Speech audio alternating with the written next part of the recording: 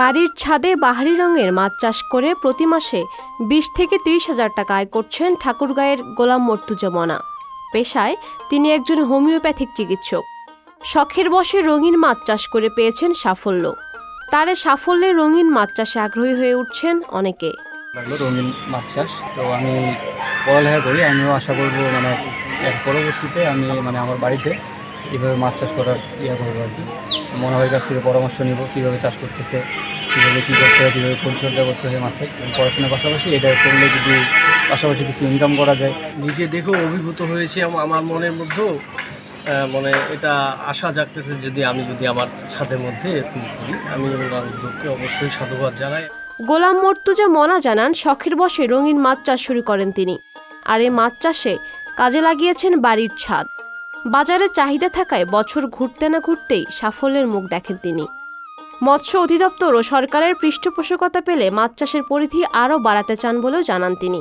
অনেকদিন থেকে চেষ্টা করছিলাম যে ছাদে কিছু করা যায়, যেহেতু আমার শহরে বাসায় জায়গা নেই, অল্প একটু জায়গা ছাদে।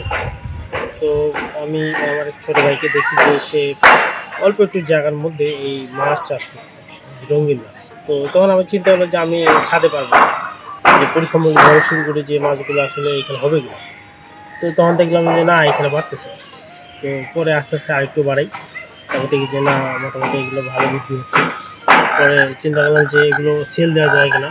পরে দেখি যে হ্যাঁ, এগুলো চাহিদা আছে ব্যাপক, এগুলো ভালো সেল দিচ্ছে, অনেকে আসে নিয়ে যাচ্ছে। বর্তমানে এখান থেকে সেল দিই এবং বাইরে থেকে অর্ডার আসে তাদেরকেও সেল দিই। মোটামুটি ২০ থেকে ৩০ হাজার টাকা প্রতি মাসে আমি এখান থেকে আর্ন করি। যারা যুবক আছে, যারা একটু ফ্রি আছে বেকার, তাদের যদি এরকম জায়গা থেকে অল্প জায়গা থেকে তারা এই অল্প জায়গার মধ্যে এই মাছ চাষ করতে পারে এবং স্বাবলম্বী হতে পারে। মনার খামারে গাপ্পি, গোল্ডফিশ, কমেট, কই কার্ভ, অরেন্টা গোল্ড, সিল্কি কই, মলিসহ ২০ প্রজাতির রঙিন মাছ রয়েছে। খামার থেকে পাইকারি দরে মাছ বিক্রির পাশাপাশি বিক্রি করা হয় খুচরা দরেও।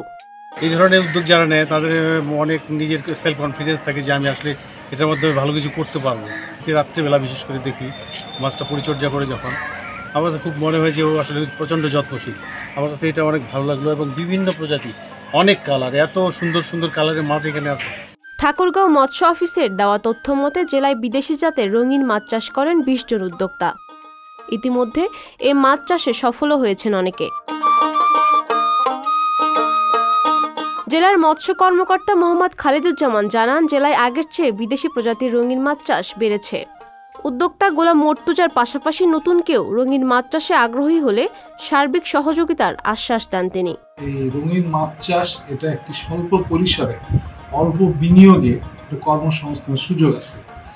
উনি এটা করেছেন এবং আমাদের যে কর্মকর্তারা মাঝে মাঝে ওখানে যান এবং পরামর্শ দেন, এবং কেউ যদি নতুনভাবে এই চাষে আগ্রহী হন তবে আমরা তাদেরকে ব্যক্তিগতভাবে তাদেরকে পরামর্শ দিয়ে থাকি।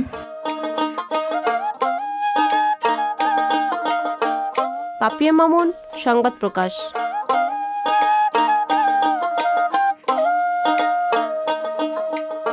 সংবাদ, ফিচার ও অনুষ্ঠানের জন্য ভিজিট করুন সংবাদ প্রকাশের ওয়েবসাইট এবং যুক্ত থাকুন ফেসবুক পেজ ও ইউটিউব চ্যানেলের সঙ্গে।